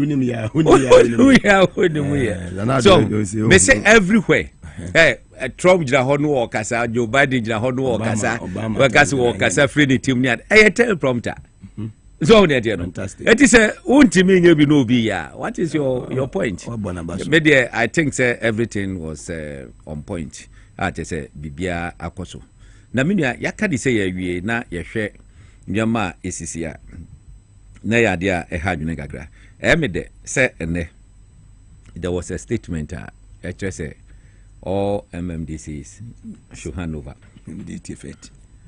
I mean sa necessary because you don't wait for people to further do yakadi say wrong things say Omu ebe SSC sika bi no omu wi omu be wia e de eka ho answer later on wa baba be ka se bia se anasisi no eti when I saw that communication I was very pleased to say yes this is an action you good yes mo hand over and farmer coordinating directors now fe mu de ye can say one in so coordinating directors some of the coordinating directors omu ye I mean just say omu chen bibia so on no MMDC is niti okra no mutimi de for Maase na fe yesi a hand over the amamo eti mumo munti ase from today 8 ego ko sit da ye beka say ya appoint here into omunya you investigate them as is so mumo munti ase they cannot award any contract from now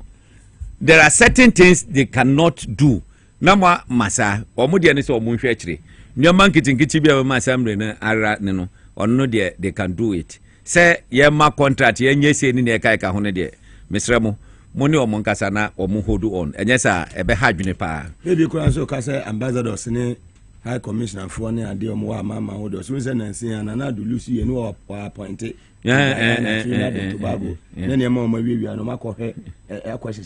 That's right. For you, you must just call you a money now. I mean, straightforward. Straightforward.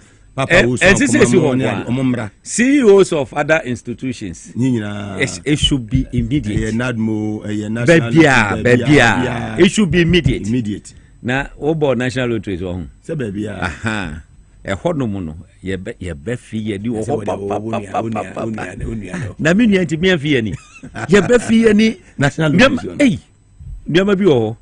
Our national lottery. Hey, baby, ye be fee any pa. Nadmo so. Nadmo, dear. Men shed down for man in the actual. Why ye? Ye mo be unfan jumanto. Why ye?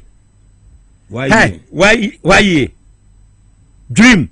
DVL Mesi ababa ho nyina na why ye de no ese se wo mudi kan share from 2017 ebra na Justin Kodua eye CEO wa unua miamenua no ekokosi 2022 no the way secretary my MP general secretary for MPPC ese se wo mutimi investigating no because you see this is why ye can ghost names are never ba. Now what's your case investigate you also now media me ma bie tie ma bie mi nsam airport me coordinate travels amanfo tu kwan a na ya frame me tu kwan me so obra oba na ya check you in ne de watena ka mu akwakosi plane mu oba na ya ba be for free plane mu edu aba be si ne ya kwakọ you back amount na wokọ e the investigation. There was not even one CD say one CD way every month. You ever more one CD as impress. Ebini hosa. Nothing like budget. Eti media de no be investigate. We so could you investigate. Anna senkomu wo bibi kra to investigate. Mugabe nkene na obeka nwazem. Ka ofri mo nke dia. Awurade. Na wonim course ade ko national security brigade. Mon pade a ye de be ye de nim kwa tum. Hey. Me so almost searches are munya. Almost searches are so on yet no. Eti e hono de esese yetimi ekọ ne ahwehwe. Ne make sure say bibia etimi akoyie. Now, omo abey as president, when I hear the commander in chief of Ghana Armed Forces, vice president is the chairman of police council. Did na se mo hwe na mo reform ho no nyina. Police go no. Bebia. Eso mo reform na mo say Mahama enkepu dambare. Then is something direct trafficking. It doesn't matter. Enra no a change of administration.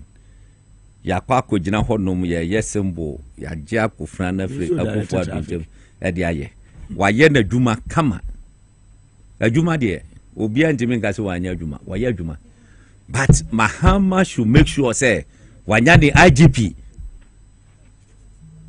what make sure say wanya the IGP. Dan Perry was appointed by Akufo-Addo na adwuma to ho okọ what you say Ghana is not a country you ever say sa you can say institution memory whereby already ohodoma kwesi say be obe retire no obi be sabotage the accountability and the fight against corruption e key sa no me bubo so yina is how Ghana Police Service is accusing say omo provident fund near the ade amount for the omo say bubom that in the kakeka ho I say omo hwe that's right no omo ye sa reforms nyina then the matimi eden ekoyi look would you say here new IGP why not if you trust him at your own peril what did you if any funny trust no mo say it should be there it's up to them send your woman MMDC is entrance no sa no bia man entrance obi anfa na dwumanto wonko Ghana Police Service omo doso anya hwe wo mubro 10,000 anya hwe your commissioners of police tibenya competent benya competent emo honum bebre e wo honum na odi made ba kwa enkrofo ye se omuhu se eba se power sesa ndc betima fa ye teteyonu as IGP enti omo transe no omo plan ye strategize ye say you making sure say madam IGP I don't know omo kokofa de say oye ye ka de say deputy IGP in charge of operations eye azan omo ye sade no just to make sure say ye be kanache so on there no say oh yampini ye de kokko de ye that say ya painting say this is the man o ye adwuma ye kasisi o ye ndisi ni yampene o ye ndisi ni yampene getting to the last point ye nya bibi ye famre na se ana mo ye sade no tete yo no o mu planning about him and this is the man the whole Ghana police service obiani ho informant echen tete yo no obiani Ghana police service I was see no informants echen tete yo no what your DCOP ubeko ni fie weekend hey ghetto boys wo kuma poncha ya ponchen kragra na man for we ye can say black label near this honum udru ni fie it will shock you and that is how we picking informations etina or no as operations director no otimi silence a robbery e wo krom ha say no yes eti modern money kokoso ya ne say ya omo sheda planning sade no just to say ombe yi amanfo kika na ye change na ane am robbery omo boa am robbery bi antimi nkoso in this country no am robbery bi antimi nkoso whoever they pick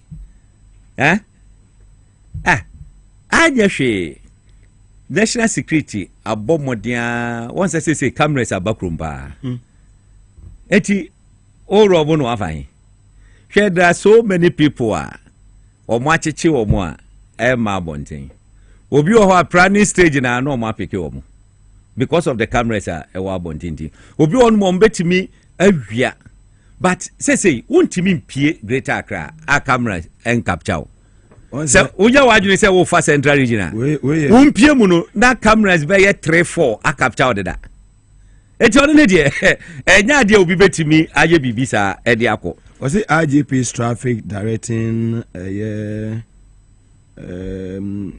IGP directing Charid a shameful what me kicking na me hu ni ye the reelection of duty. The Omudia Babe Tujan way free a year forum for development and accountable governance signed by Nana Kojo Abam, senior research fellow. So Argentina very very shameful. Argentina IGP Vegina is all directed traffic. Brabo Kena president Ijina. How? Now what train say Obebobai? How? Paul Kigami Jina. So it means he say you can say division of labor is not working. Who is the director general in charge of can say MTTD? Yes, he. I won't even go to director just IGP. I mean, look, once upon a time, Anna Wache MPP third vice chairman say wa used to show this there be a Masawood. Okay. So I used to show this of the road. I know much the car no go see airport police station by 1 week.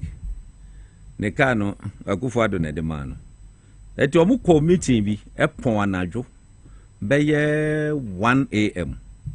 Anu approach you know say dampare achi. Anu say na general get watching was say my friend na wonfa. See Captain Kodan friend. O friend na no fa na president ankasa friend. What? Yes. Or pick here by around 2 a.m. President friend of I. Pick here IGP, you are not sleeping.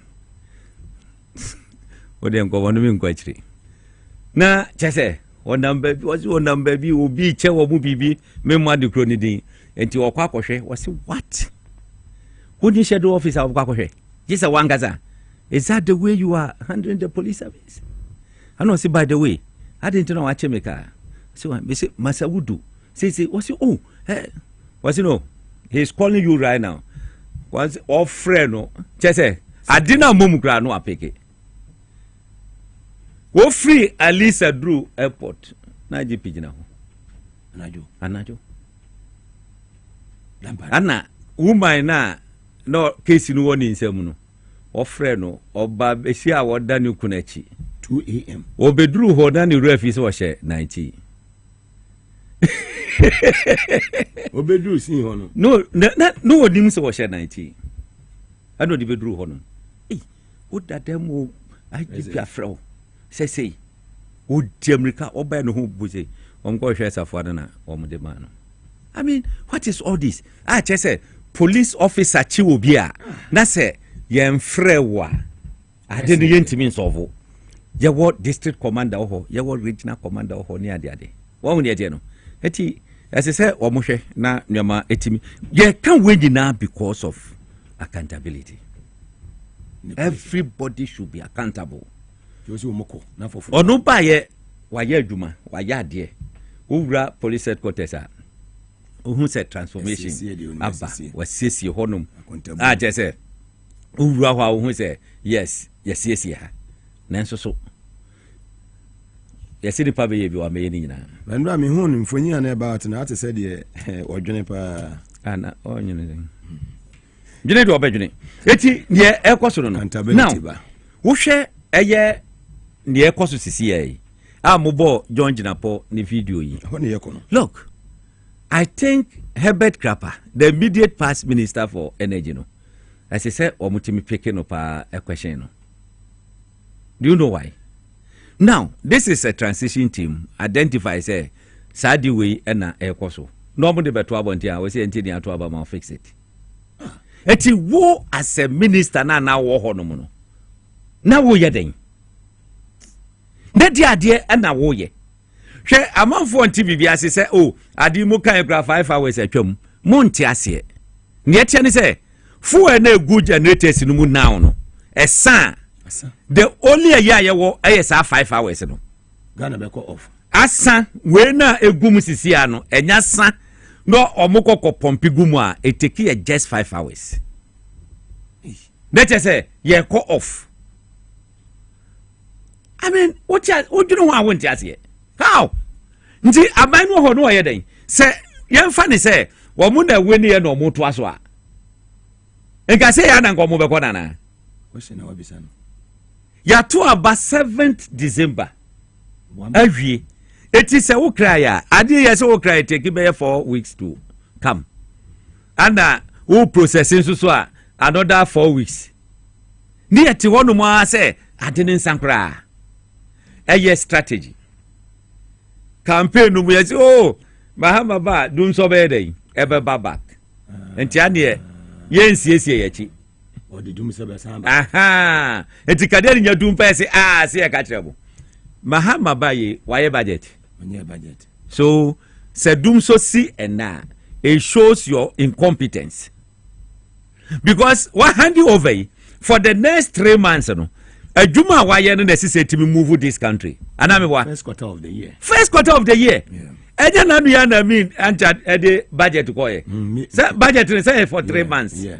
Eti ya BBC a. Eya kufuado. Ene na pamfo. Ni omo hihye to ho no. Ade ye hunu sabre. Dum so no mo de ato ho no. Ana omo de ato ho no. But I don't think say ye be wura dum so mu.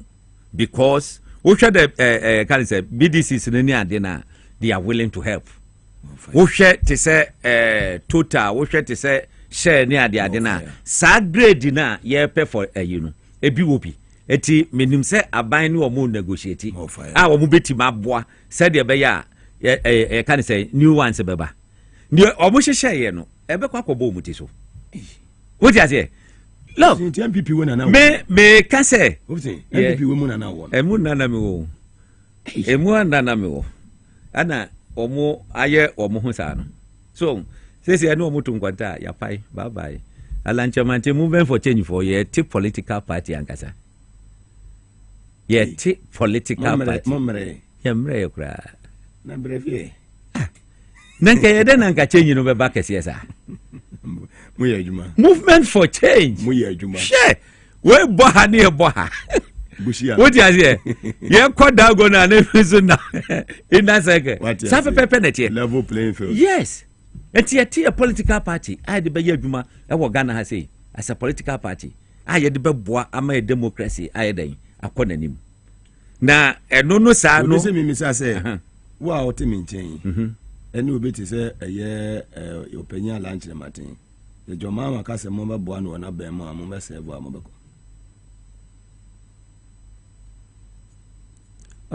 So you're Ghana.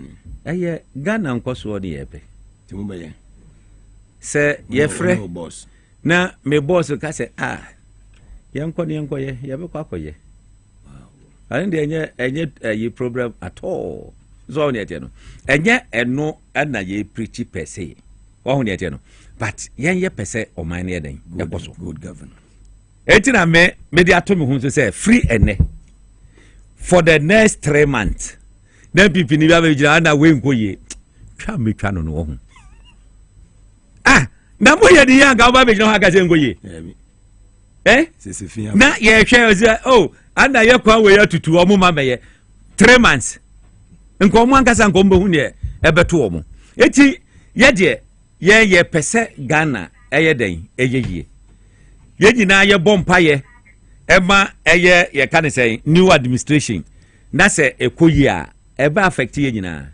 Ye kodwomu a ye so ye bedi ye bibia abekọ said yesipe no business community omususu omani beden omani beje na se wugina parliament na wo kasa wo ba bebu o man na me ahwe wo ba be economy na me ahwe na in the first place no adwene da utimu no enye papa so on yete no let us pray say Ghana enko nanim na se aban se sakra na wo ba let us wanya Ghana drum pempenso bi a wo no wo mrekese na onya starting na se doom ana muntimi enye ade beye se ya na wo pa say wo betima ya ere ama 8 years wutimi ye wantimi so on dey no eti sa energy sector ayi no former minister na sem na wo kan ye no e kire say krapa no wo mo sheda deliberate eti se sa na tie dia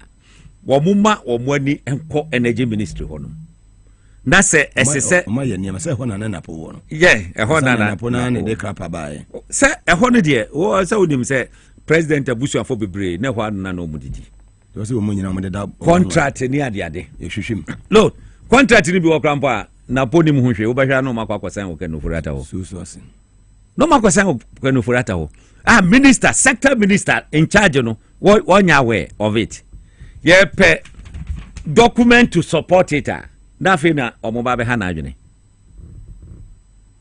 there was a time we are benim amikoko pie ni so me ko hodum kokko di me komo bi ya fe no braste no that contract ya musan ye I did not sign mo mama ne napo me na me ka cho na wonim ne ekoso e wakufu ado aban mu ho be say John Mahama sector minister ne to no me na me ka contract work and for that engine me boss alanchemantin trade fair o mu yes o mu ton alanchemantin se won sign o mu di agreement no buy no so won sign trade fair it is not going to help Ghana into one sign alanchemantin and sign me na me ka kire what's one sign no wo ko president wo ko bona mane sad na emwa into one sign wow omo honu mo ana businessman bi awura no office o kita ni portfolio o kra $10 million what say onje no one sign mano $10 million what dollars o de koma lunch na Martin alan pamuno what's one sign the next moment na call finance ministry na kanu furata mo sign me na me ka kire koko check agreement no and this war yimu won call for the agreement ora for no mutie won call for agreement so information pa o me say adie say trade ministry and the sign there dia call kanu foriata no makwa sign sanna na koso most of the ministries omo bana minister ne ye kakra pa ne atam na ko no makwa sign president ni nua contractor kese wo minister of energy bia nyina na ono na eje Oye ya ne ko no ma papa say. Nana dunia no. Idi kura de say. Bumpty. My bumpty. Omo. Na muje we nyina awie. No ba begina hodom say. Omunti obi ntimi mu man. Na say Nana do so beat John Mahama 2 times. And you hand over mano. Lo come here chiao. Nangi e hwe say wo be ka say hand it over no menye. Bokina president GH. Emizana na do hu na no watwe na no mezi. Bokina president GH ru. And then me sheda ko fa de da na chi na me bie malam no. Na do bio. Popper. Ogo tete no. Ni yo she be shiro. Na do so you who for che obi ya o. My later na. On more serious note. And someone can you serious? Na look, me say aban yo hu. Man me said this golden opportunity. I say so be o who be o say you me na make free o. Ne say twentwen so. I didn't say so twen so. Ombese niema. Ombese niema. Kata niema so. Sa pepepe. To say they and to be a CUA immediately they should proceed on it. Immediate effect. Ani yamo omo jenu akrakatwa. Sa. Let's see some just had it immediately. Dr. Collation is on Abu Jolo Zebra because Oman is a be hardly. Yet to grow hand in a moon ye campaign your poba. Results by a near the Crawford Fabric. Our mono yo mojuma pissy cases you of one time. No more better than I say. And ne mansions a worker or more only baby. Baby, century for a deal to pay who Most when you know. Now you know. Na central for na bosumi so no bujina national security. No more J aketua 2.5 billion. Do be afra brocha betra ha. Aban sa se wo kroma sei wa twefa. To fen so fa. Twefa. Na ya no mu fi se omu ye so smart. Edi amude ye nyina no yedim. Yenim. Hey, ministers of Mojiji cantonment, la bonding sasina no. What do you about treboko? Merenaso. Emereni ni o. Me jina baby no be minister be I know so la bonding there no say okay. O there 1 acre ontua enka 3 million but o there on fa yimra no onyema no. Dollars and I see this. $3 million and so amana ntua hu wayama no. Hey, me na make a joke. Government state lands. State lands. Me say, you have the very old program. Mame go di jaka krana me san bra na ye ba san ato aso. Asada ka se nkoma ya boafo ye te che di dwumedi ebre o Medimosis Clinic na eba center o Madabroma. O mo na di medi eye gale capsule se di aba edwaso wunya bi na wono ma eboa ni padua ni ye papa eboa mamoja timidi ni padua ni mafusa ni ye sanso na mani padua ni gina na so bra ni boost we immune system no ema bibia akonkan prostate na etete wo mema no wodi woni kira so ye wa obeboa ye papa sexual weakness be ma wontumi mo adwuma eyi mi ye fra mi kwadwe yi na che se ene me no wo ho a wo se mitumi bo adwuma yi no afra mi dada kwadwo what you say on fra mi kwadwo keku dada kwadwo o frame ya o de dada beka ho na so nyame na me wo no wa frame dada na me se madwuma so ani ntino o de dada beka ho na ye dada kwadwo and ye dada hopsin what you say na nye hopsin so na ewu what you say obi say gift ya empress obeka ni na kire male and female infertility, hypertension, diabetes, sciatica, typhoid fever,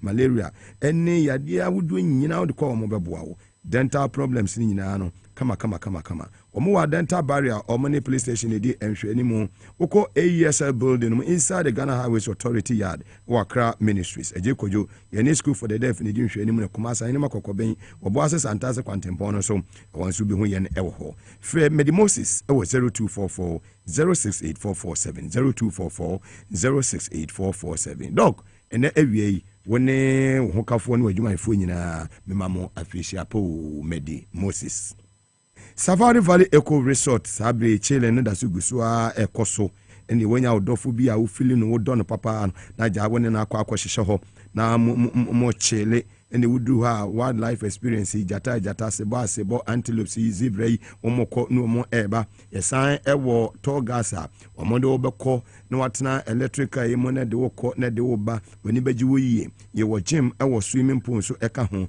timodi odo ewo mpema wie na ade ache no na masa akoto nsu no tongon no modware wi na masa akọ gym umpe wie na apede yinuane no nso de local and continental dishes ni nyina esevu bi ewo asoye ho wudu a wani baji woyie papa room so no so ye kama mpa no so woda so awo bo adwuma onte kwen bia mpa no ye nua papa ene de aye mpa no ti wo pe baabi agye wani wabusua free amanene na aba Safari Valley Eco Resort and American for Ediamo omo dewo in the eastern region. Call them on 059-691-4394 059-691-4394 o fra omo ebeje som.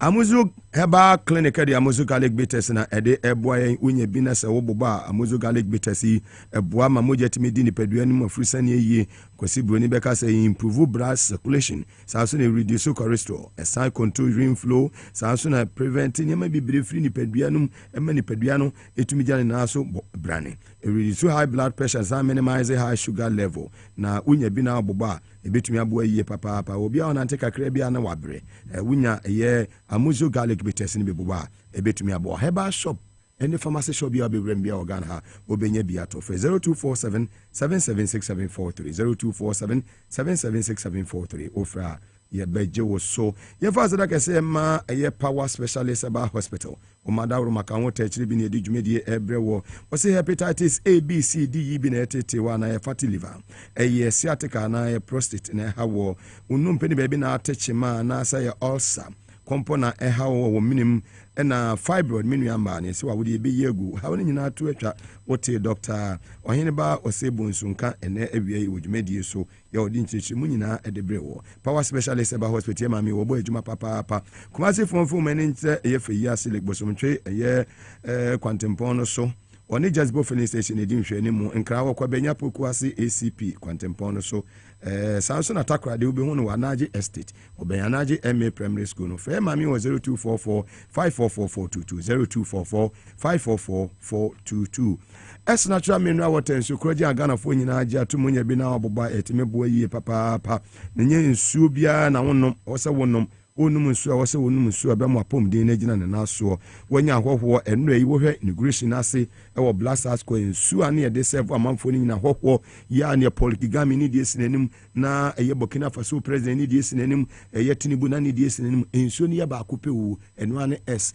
natural mineral water na mo se menu ya ba akuska ukura s natural mineral mu no sheki ni waka kire Ghana force nsu ni nie eno ohe sidesi a branding kwa wutimu se eye papa opedodo atu afo ne kire SYG broadcast ha we Mr. Robert dudu bia pebia no onsa ebetumi aka sanso na mekom shop bia obewran bia nso no obenya bi wo ho ato Hebron Hills International School enen wa bia school yi na wo kire se wa ha ase bia kwanya ede ato de ama wofo se momfa moma emra wa wo ba ne nge ekosi mfienum enu ye Montessori ntete ya ede ema eye uba no na Montessori ntete na bebo obani ye papa osanse o learning materials ni bibia efri eye United Kingdom na aba se wura school ho a won se wow school no eye school papa on kwada ne cambo for team say yes achechefo no so experience o mo on kwada no ho abotre ese de de wo mo say osan de lower and upper primary so abeden aba abeka ho tutumrika immediate of the Samon road na kope admission e de maoba udura wura ho a unsa akwada no de ne ba wonya wura compound ho so unko fie bi school no be start ho ha kwada bi ho awudi ni ko school bi a udu school ho compound ho ne ho sire ho sie ho nye fe na udu ha ga tiro se mentra ha ko obesu saa wonte ase kwada na cramp school no na Hebron Hills International School die odu obani wura ho a na chese school no utimu se angels na kasa welcome no won say yes environment no environment papa ebebo a oba no daachi for abano ko Hebron Hills International School medie omo ben medie eye Presby GHS no hwa na obehu omo tumako nyina dawro maka won ta kire ne edi dwumedi ede ebe hopes na do ye da so ha ya eja movement for change etarima ye didi eye nkomo tesafe na odi wa fidie na to higher power na TV SYZ atankolega biga Mugabe Maase the fearless man me na midi dwumedi ho chiame obanye se fasata ba bia wo bia ACP se fasata ai kofu ma bedi posi Baby, I will be say minimum station. Kura so nchia say enkoma no. Say timichia. What that's all police. Post ni bia me person me chia ni bia meet. Na first ni dia wo chia ya na transfer. Say Mugabe bebo within. Say bia we commander we within birthday kura me chia no ade be chia we immediate effect. Na ka si wo people dan bare. Etwem. Let me say mre ni nka so. Ni nka so. Ya mre ni. Say timichia mo adwuma. And no pana me kaja yourself afe na yaba afe na yaba ye na the opposition afe na yaba to so yaba maba yaba bra ya bro groma afe na yaba wo mu ni agro mo hu de be wo the task ahead is a joma ma betimi deliver one medical ka say John Mahama bana wa bano yeah, opportunity for Ghana. Number one, obetimi any IMF akaza. Umisa meka wa hasi. Say obi obebia no. Obetima ye renegotiation with IMF. Except say MPP no muntimi nye. Yeti wabei wa engage omu ya. Wa mu betima ye rebalance of the economy edi amano. Now, obetima suspend most of our ye can say balance of payments in ade ama chese bibia betimi akoso eyi enti eno no ewo ho sa advantage no ewo ho no. Number 2, who say the whole international community no, the goodwill is there for Ghana. Fantastic. Enti everybody is ready to help. Fantastic. So more facility be some the eboa Ghana betimi. President Mahama should use this opportunity to say for I didn't be a man who penny say Bosiampo. I see it to me the channel. What the president Kasa? Hey, baby, I'm a man of Bruni. Boa make a crack. Okay, say, before so crude free. I want Nigeria device. As I pijo your Toma, ye Ghana police for near the Adina. Oh, near Tiano. Eti, we bet him take that advantage. Now, what the Anyasa good way no, Ediaba. Now, what do you share the whole West Africa? And near Babijina Ghana so. Eti investors near the person about West Africa no. With the change of government here be more confidence no akosra mo abahano confidence no ma chese diama etimi akutoye ninjina ne say President Mahama be ma nani ada ho say oti say wa appoint BSc niama bi say nkobone awebas onya kukuduro frɛ no say sade we men so enye say mempe wasem but once anya ba bonten de menu amesro kwakwaji wa home kakra no amana kwakwa transi nti say unya the opportunity now be say up one kasa no amese wo ho up fantastic so ho ne tie no enti media memi wo gidie pa say niama be yeye obetima deliver because say wa wo hoda na wakwa asamba the experience is there.